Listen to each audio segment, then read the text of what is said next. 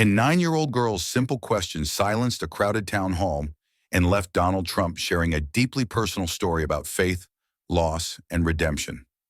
What occurred next reduced everyone to tears.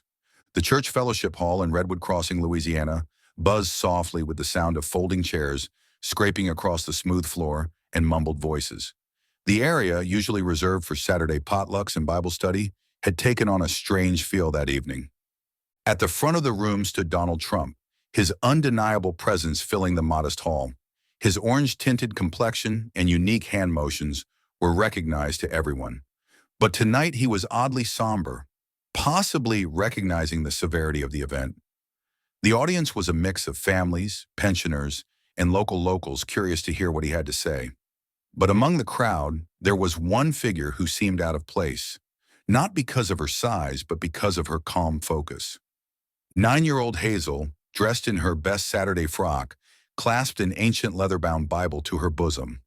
It was a treasure passed down from her late grandma, its pages tattered and its gold letters faded.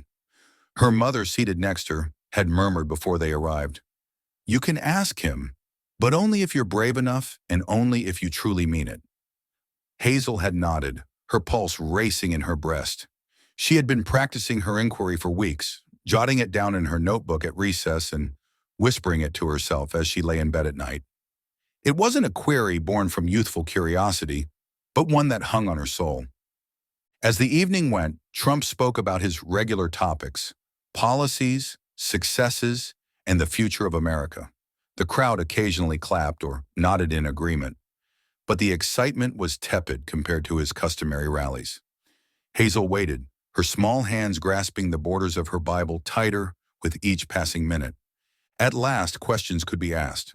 Adults hurried up to create a queue, asking about national policy, local difficulties, and even a few compliments regarding his famous red tie. Hazel paused as her small body sank deeper into her chair, but she knew it was her time when her mother nudged her gently. She stood unsteady on her feet, her heart pounding so loudly she was positive everyone in the room could hear it. The line seemed to go on forever, but as she pushed forward, the noise in the room subsided. The little girl with the enormous Bible clenched to her chest caught people's attention. The audience echoed with whispers. Trump's visage softened for a moment as he gazed down at her when it was her time. His tone was unexpectedly soft as he said, "And what's your question, young lady?" Hazel gulped and clutched her Bible until her knuckles were white. "Mr. Trump, what does God mean to you?" she then said, her voice quivering but not breaking, the question that had been reverberating in her heart for months. There was instantaneous, total stillness in the room. The girl's query weighed down on everyone like a physical force, causing eyes to flit between her and Trump. Trump took a while to respond, which is unusual for a man who was famed for his quick responses. Rather, he glanced at her, then at the Bible she was holding, and his expression changed. Everyone in the room seemed to be on the edge of their chairs as the anticipation in the air thickened before he could say anything. It was nearly deafening to hear Trump remain silent. This pause felt out of character for a man whose career had been based on rapid recoveries and unflinching confidence. His customary bluster gave way to something gentler, almost vulnerable, as he gazed at Hazel for a considerable amount of time. His lips moved, but he remained silent as his gaze returned to the Bible she was holding. Hazel moved slightly, the room's collective stare making her petite form appear even more frail. Her inquiry had been sincere and motivated by a strong desire to comprehend something greater than herself. It had not been intended to provoke or challenge, and for some reason, that honesty overpowered any yelled slogan or heated political argument. Even the creaking of chairs and the stifled cough seemed to disappear, as if the air itself were holding its breath, and the throng remained silent. At last, Trump leaned on the platform and lifted his hand a little, as though to balance himself. Many were taken aback by his revelation. "That's a big question," he said, his voice lower and calmer than normal, "and it's not one I've always had the answer to." In front of a throng, Trump, who is renowned for his unwavering confidence, was acknowledging his uneasiness. He turned back to face Hazel, and his countenance changed once again, becoming almost fatherly. He went on, "I had a lot of questions about God too when I was about your age, Every Saturday, my parents would take me to church, and I remember sitting in those pews, staring at the stained glass windows, wondering if God was even listening to me. He paused once more, this time looking out at the crowd as if to gauge their response. His fingers delicately tapped the wood as his hand sat on the podium's edge. He continued, "My father used to tell me that faith is like a ladder. You climb it one step at a time, and sometimes you're afraid you'll fall, but you keep climbing because there's something up there worth reaching for." At the time, I didn't understand what he meant. I assumed he was just saying it to keep me quiet. A faint laugh sounded through the audience, slightly relieving the tension. But Hazel didn't grin. Instead, she kept her gaze on him, waiting for the actual response to her question. Trump's tone softened even more when he leaned forward a little. "But as I got older, life threw a lot of challenges my way. I faced losses, failures, and moments where I wasn't sure if I could keep going. In those times, I didn't always feel like God was with me. Sometimes I was angry at him. Other times I thought maybe he'd given up on me altogether." The audience stayed riveted. They were accustomed to hearing polished speech and prepared words, but this time they heard something genuine and unvarnished. Trump added, "But I'll tell you this," his tone becoming a little more strong. He looked back at Hazel, whose hold on the Bible had loosened a little. "Even in my worst moments, when I thought I was alone, I realized that faith wasn't about always having the answers. It's about believing that even when you don't see the whole picture, there's a purpose. There's something greater at work." Under the fluorescent lights, her huge eyes gleamed. "And God, to me," he spoke slowly, "is that purpose. He's the reminder that even when we fall, even when we fail, we're not done. He's the one who keeps telling us to climb the ladder, even when it feels like it's going to break." The crowd started whispering gently, realizing that something exceptional was happening, and Hazel's eyes filled with tears before the full impact of his words could set in. As Hazel gripped her grandmother's Bible closer to her bosom, she began to cry softly, letting a single drop fall down her cheek. Her shoulders, however, started to shake as Trump's remarks hung in the air.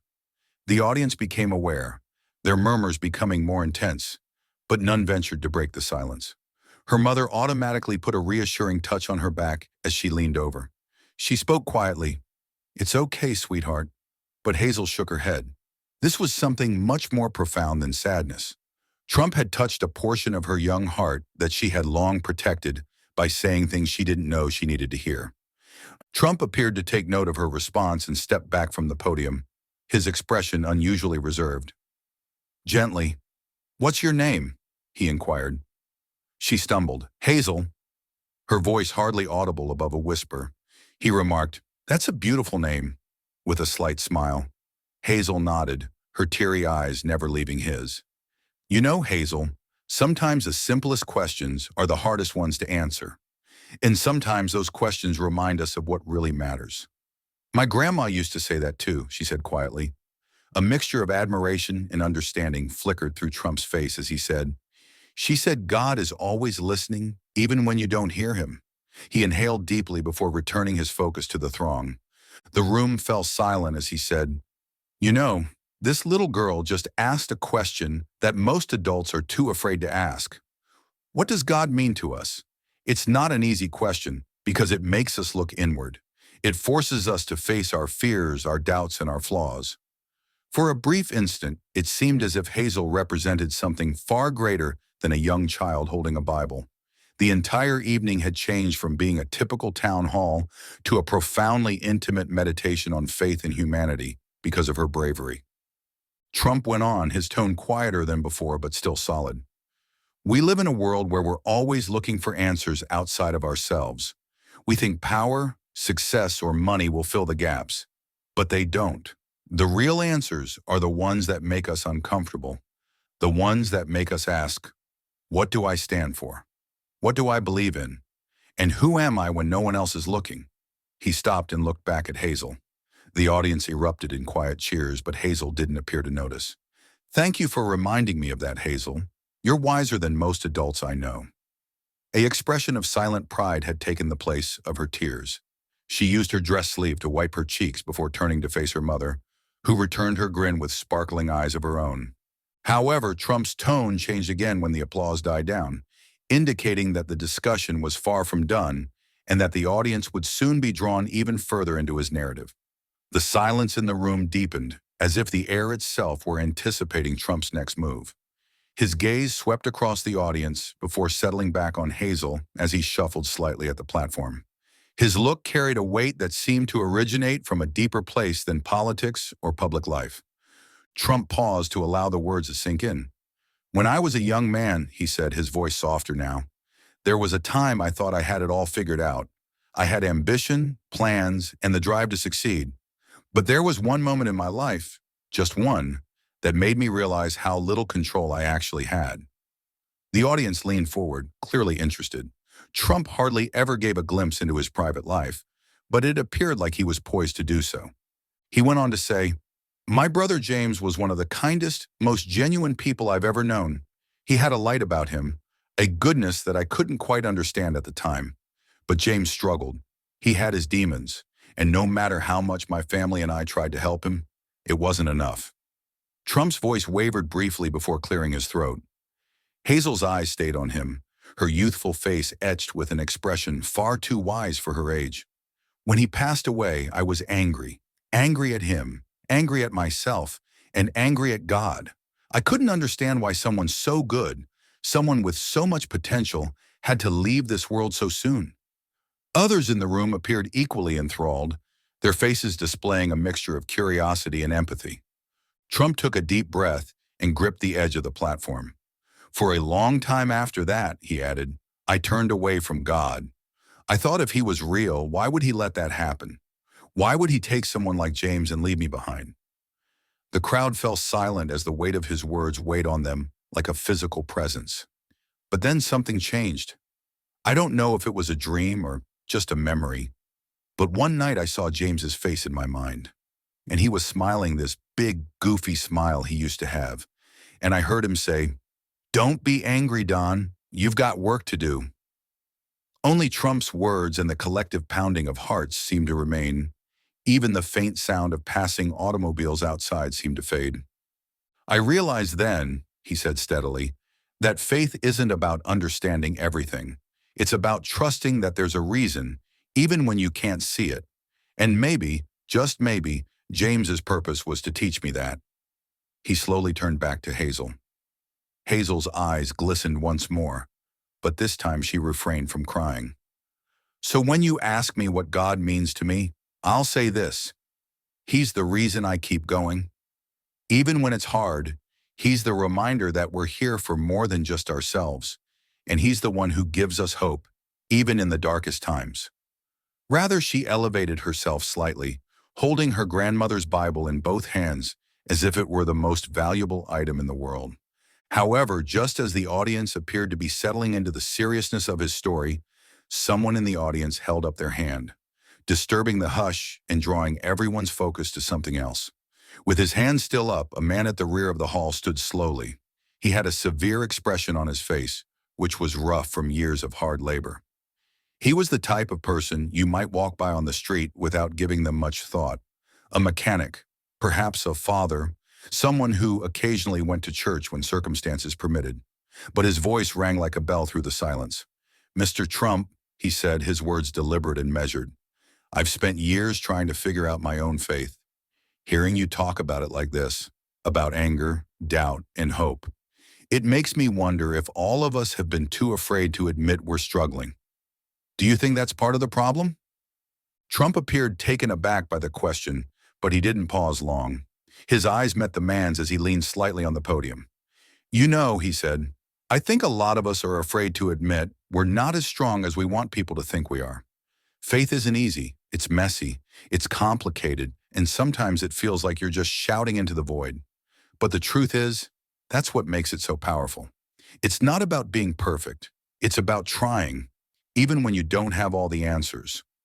The man nodded, his face softening as he settled down. There was a ripple of agreement in the throng.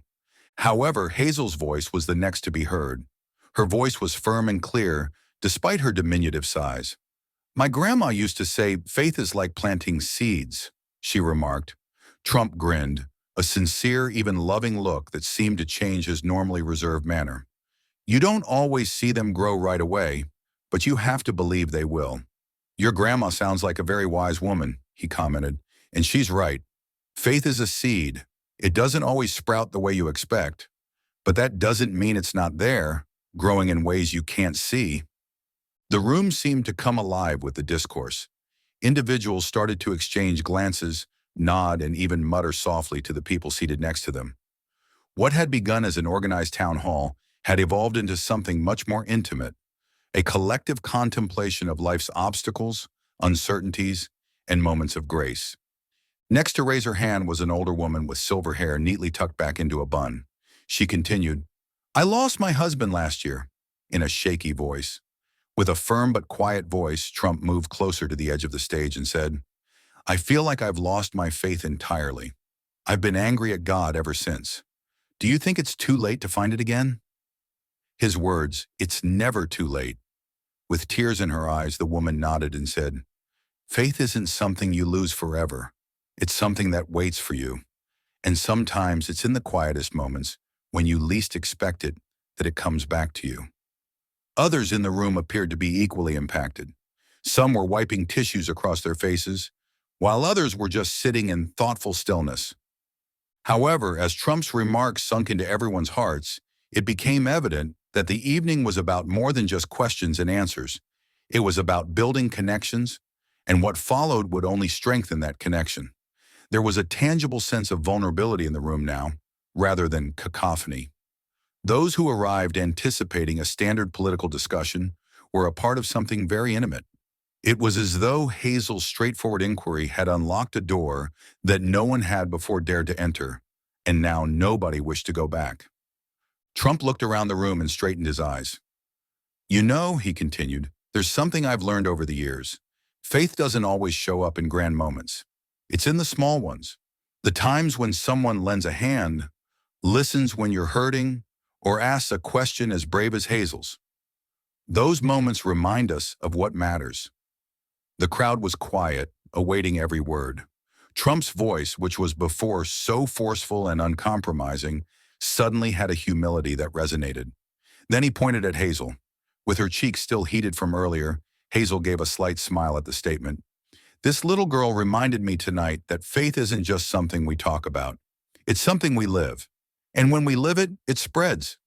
The girl's smile widened slightly when her mother drew her close and whispered something in her ear. Trump's voice became more stern. "We're living in a time when it feels like the world is pulling us apart. Politics, opinions, differences. But faith has the power to bring us together. It's not about being the same. It's about understanding that we're all climbing that same ladder, one step at a time, no matter how different our paths look." The applause began slowly at first, but was expanding. People stood applauding not only for Trump, but also for the occasion, for Hazel's bravery in asking her question, and for the responses it elicited from everyone present. Trump gave a final lean as the cheers died down. The room erupted in applause once more, but this time it was interspersed with handshakes, hugs, and even a few tears. "So tonight, I'll leave you with this. Ask yourselves what faith means to you, and don't be afraid of the answer, no matter how uncertain it might be. Because faith isn't about knowing, it's about believing." He paused to allow the impact of his words to sink in before continuing. "And if you found something tonight that touched you, hold on to it, let it grow, and share it with the people who need it most." Now strangers who had only given each other courteous nods when they first entered the hall stayed, smiling and sharing stories. A silent hope seemed to have taken the place of the collective weight. Now standing with her mother, Hazel observed Trump leave the podium. He approached her and knelt down a little to meet her gaze. He said, "Thank you, Hazel," in a quiet but earnest tone.